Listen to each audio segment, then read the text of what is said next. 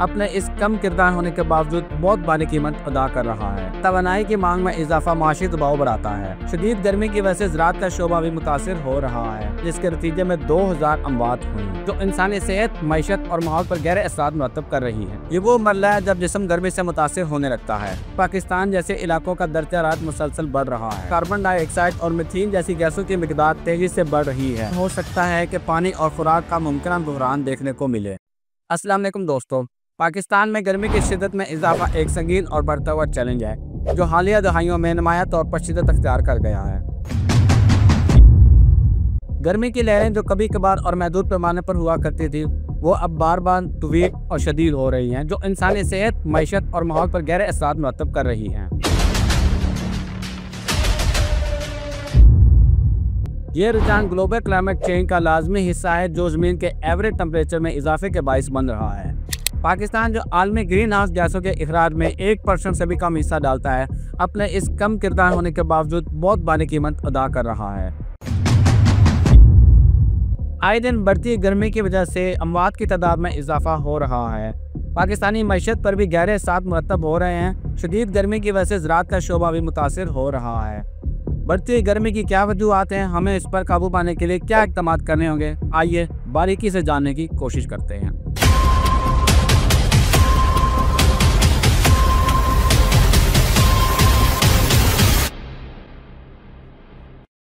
बढ़ती गर्मी का मसला न सिर्फ लोकल बल्कि आलमी अवामिल के साथ जुड़ा है। आलमी सतह पर सनती सरगर्मियाँ जैसे कि कोयला, तेल और मीथेन जैसी ग्रीन हाउस गैसों की मिकदार बढ़ाते हैं, जो सूरज की गर्मी को ज़मीन के अंदर रोकती हैं। इसके नतीजे में पाकिस्तान जैसे इलाकों का दर्जा हरारत मुसलसल बढ़ रहा है, जैसा कि 2022 की गर्मी की लहर में देखा गया, जब दर्जा हरारत 51 तक पहुँच गया। इसी तरह जून में 2015 में कराची में दर्जा हरारत 49 डिग्री सेंटीग्रेड तक जा पहुँचा, जिसके नतीजे में 2000 अमवात हुई। अप्रैल 2017 में सिंध के शहर लाड़काना में दर्जा हरारत 50 डिग्री सेंटीग्रेड तक रिकॉर्ड किया गया।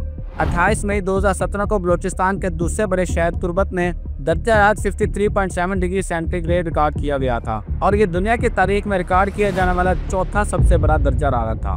अब सवाल यह है कि मौसम का पारा इतना क्यों चढ़ता चला जा रहा है और दुनिया पर इसके क्या असरात मुरतब हो रहे हैं। वैसे तो हर आना दुनिया की मौसमियाती गर्दिश का हिस्सा है, लेकिन तशवीशनाक बात यह है कि इन वाक़यात की तादाद और शिद्दत में इजाफा हो रहा है। इसकी सबसे बड़ी और बुनियादी वजह तो माहौलियाती तब्दीली है। इंसान की लगाई गई सनतों, गाड़ियों और मवेशियों की वजह से फ़िज़ा में कार्बन डाइऑक्साइड और मीथेन जैसी गैसों की मिकदार तेज़ी से बढ़ रही है। ये गैसें ग्रीन हाउस गैसें इसलिए कहलाती हैं कि ये हरारत को अपने अंदर जज़्ब कर लेती हैं और दुनिया से बाहर खला में खारिज नहीं होने देती। लेकिन सिर्फ माहौलियाती तब्दीली को ही जिम्मेदार ठहराना मुनासिब नहीं है। जिस तरह से हम शहर तामीर करते हैं, वो भी गर्मी को अपने अंदर समोने और बाहर ना निकलने की पूरी सलाहियत रखते हैं। जब शहर बसते और फैलते हैं तो सब्ज़ाज़ार जंगलों और खेतों को ख़त्म करके इनकी जगह पर सीमेंट और तार कोल की तहें बिछा देते हैं। ये दोनों चीज़ें हरारत को स्पंज की तरह जज़ब कर लेती हैं। इसके अलावा शहर की बुलंद इमारतें हवा के बहाव में भी रुकावट डाल देती हैं, जिससे दूसरे मसाइल के अलावा बादलों को बनने में भी दुश्वारी होती है। यहाँ पर मैं एक बात करना चाहूँगा कि ये वीडियो किसी किस्म की स्पॉन्सर वीडियो नहीं है। हमारे पाकिस्तान के गुमनाम हीरो मुनव्वर सिंह खोखर साहब हैं, जो अपने तौर पर मौसमियाती तब्दीलियों पर रिसर्च करते हैं और अवाम को मौसमी लिहाज से आने वाली तब्दीलियों के बारे में वक्त से पहले आगाह कर देते हैं। मैं उनकी इस कावश पर उन्हें दिल से खराज तहसीन पेश करता हूँ। ये बगैर किसी हुकूमती सपोर्ट के सोशल मीडिया के प्लेटफॉर्म पर 1 लाख से ज़ायद फॉलोवर्स रखते हैं।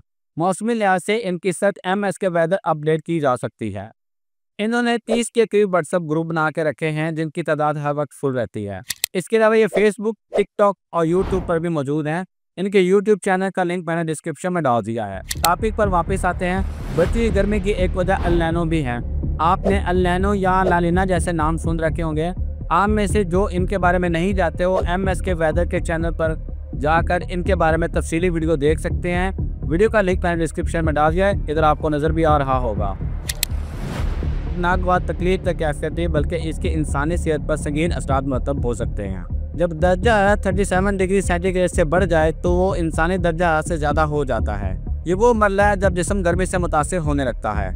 मजीद खराबी इस वक्त पैदा होती है जब फिजा में नमी का तनासब बढ़ जाता है। अब जिस्म पसीना खारिज करके गर्मी को ज़ायल नहीं कर सकता और हीट स्ट्रोक का खतरा दरपेश हो जाता है, जो अक्सर औकात जानलेवा साबित होता है। अब बात करते हैं कि बढ़ती हुई गर्मी से क्या खतरा सामने आ सकते हैं। जैकबाबाद और लाहौर जैसे शहरों में गर्मी का सख्ता और डिहाइड्रेशन जैसे केसेस बढ़ सकते हैं। मुआशी तौर पर देखा जाए तो ज़राअत को पानी की कमी और मुआशी नुकसानात का सामना है, जबकि तवानाई की मांग में इजाफा मुआशी दबाव बढ़ाता है।